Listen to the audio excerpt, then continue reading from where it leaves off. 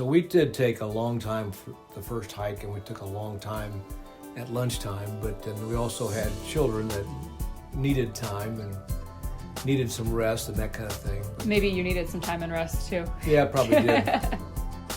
Welcome to In the Parks, part of the Get Indiana Podcast Network and what is usually an Indiana State Parks podcast.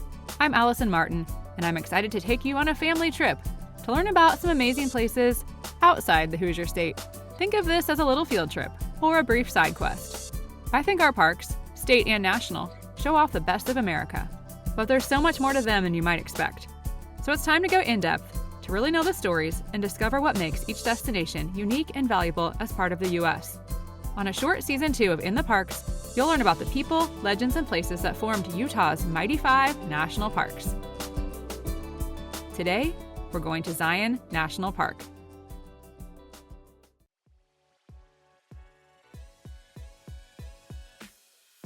Why is an Indiana State Parks podcast talking about Zion National Park?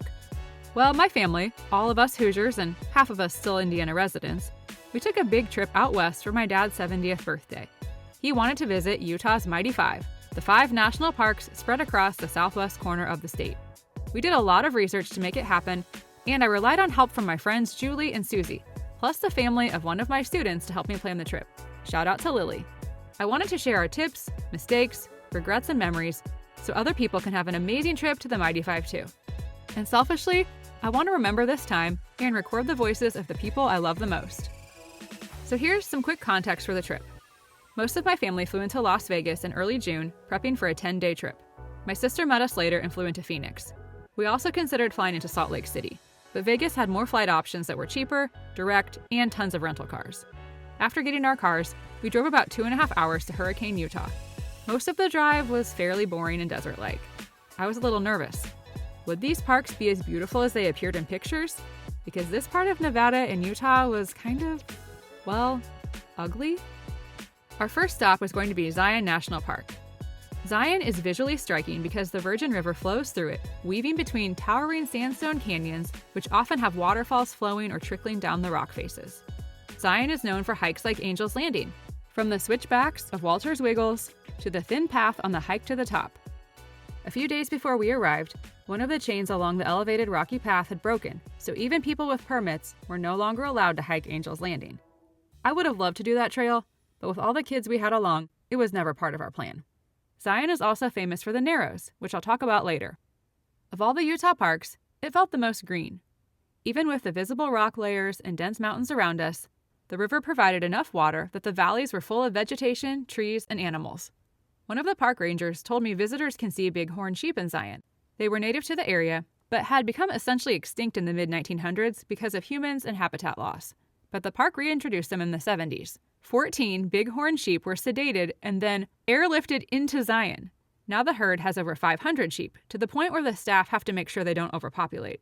We only saw a deer when we were there, but if you're at Zion at night, you might get really lucky and see a ringtail, which reminded me of a lemur, but is related to the raccoon. They are super cute in pictures, but apparently very rare to see. Okay, let's get back to the trip. The first day we stayed at a really cool Airbnb in Hurricane, Utah. Positives: there was a Walmart down the road to get food and snacks. The house slept all of us and had a lot of nice amenities for a big crew. It was more affordable than staying in Springdale, which is closer to Zion. Negatives: we were hardly there at all, so we didn't get to use most of the amenities, and we had a longer drive to Springdale the next morning, which was very charming and would have been fun to stay in and explore. If money's not an issue, it would be really cool to stay in the Zion Lodge. On our trip, we got up early and headed out, ready to deploy our strategy for the day. Here's my dad explaining our plan and how some of our fears about long lines were actually unfounded. It was Zion National Park.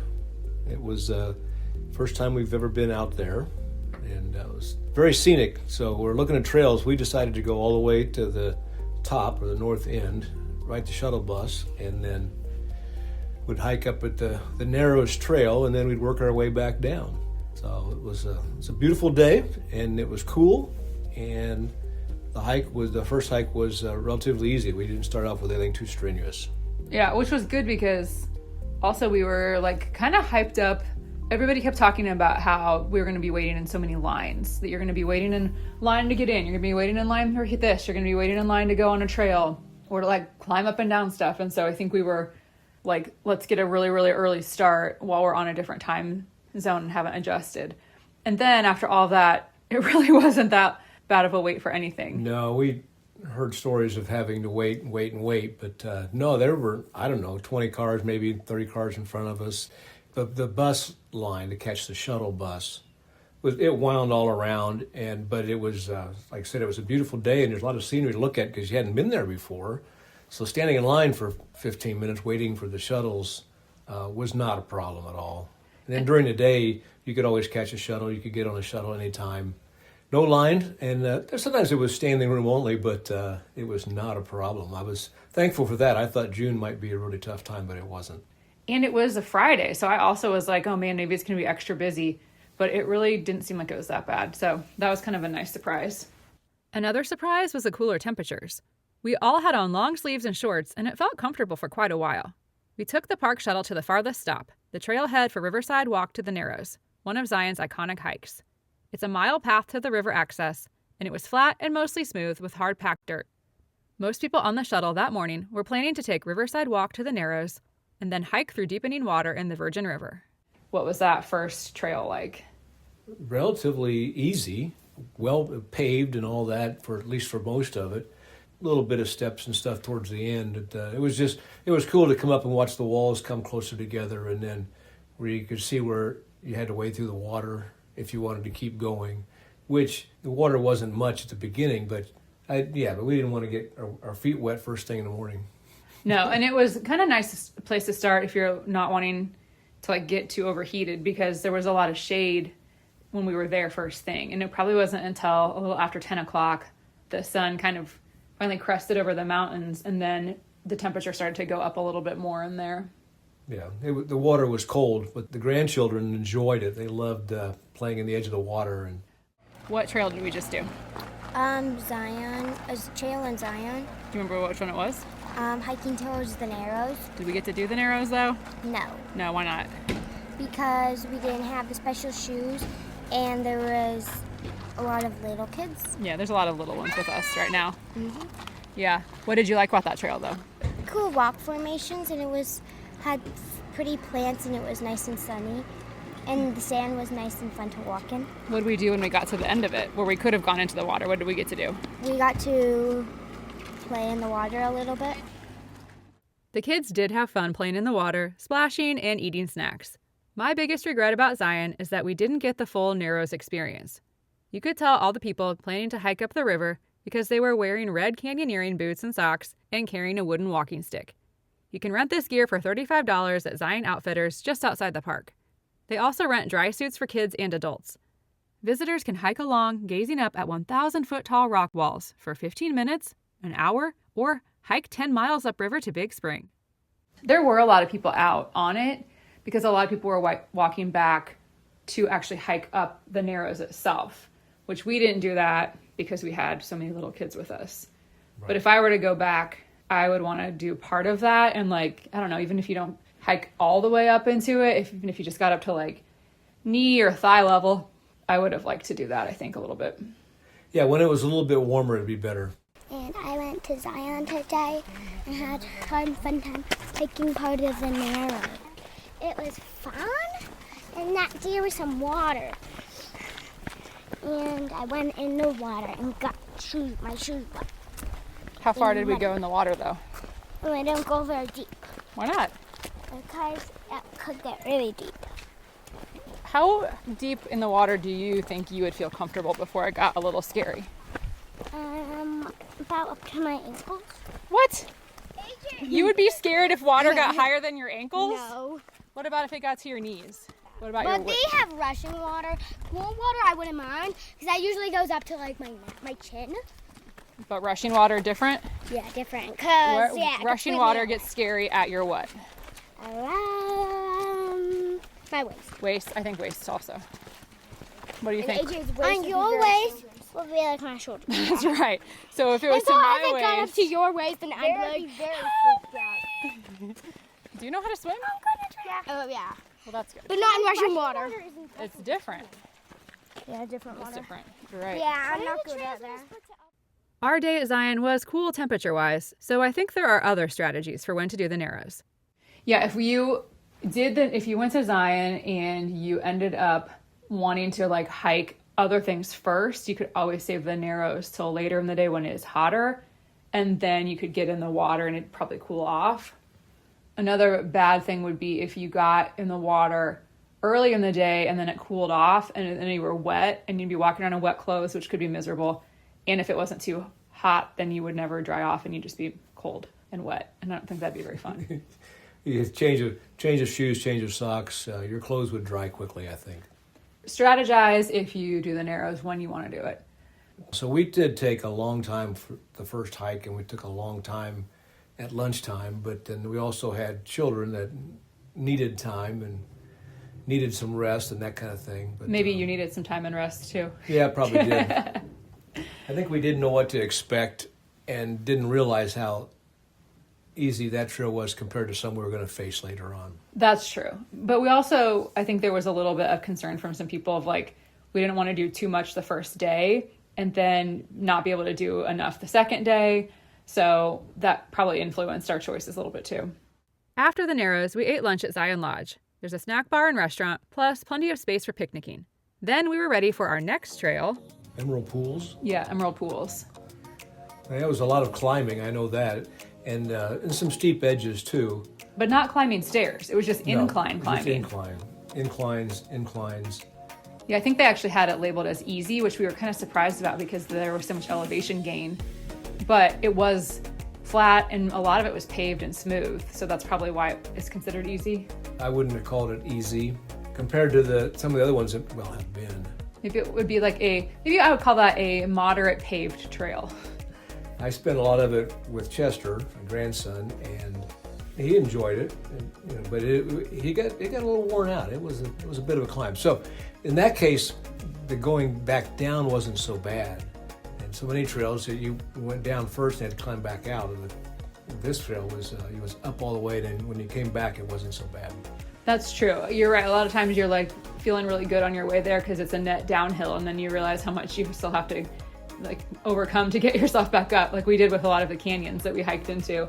This was different because you're hiking onto the top, which is weird because it was Emerald Pools. I thought it would be, there's a lower pool, a middle pool, and upper pool. I thought the lower pool would be an easy hike and the middle and upper pools would be the harder ones. But what we didn't realize is that it's like the same approach to all of them. And then you just can decide if you want to go further if you want to get to the different pools that are there. Right, you just kept going further. Yeah, so that was, again, if kids want to play in the water, that's another spot. Not in the pools themselves, but in some of the water around it. There was kind of like... There was water dripping down onto the trail some places and could have made it slippery, but it wasn't. And there was kind of like a creekish type thing that kids could get their hands and feet in if they wanted to. Most of the family stayed at the lower pool, but the kids suddenly got a second wind when they realized they could ditch their parents and go on an adventure with their aunt and grandpa. My dad took my nephew, and two of my nieces came with me to check out another pool. What did we just see go by? A butterfly. Do you know what kind that was? No. It was a swallowtail. Really? They're the yellow ones, and there's some are blue. I see some of those. I never seen a monarch though. You've never seen a monarch? Yeah. Really? I've seen a few swallowtails in Michigan, just like that one, but I've never actually seen many butterflies near my house. If anything, I've seen some moths with little curvy white wings that just fly away whenever you get near. Hiking with kids is the best. I love all the stories I got along the way. We had another spot in Zion we had to visit. One more iconic overlook. Right before we left, we stopped at one final little pullout, the Court of the Patriarchs. Yeah, that was a nice little hike up to a vantage point where you could see the big pillars, I guess, of red stone or reddish stone that they called the Patriarchs. So that was a cool view. An easy hike, nothing major there. It was a cool view.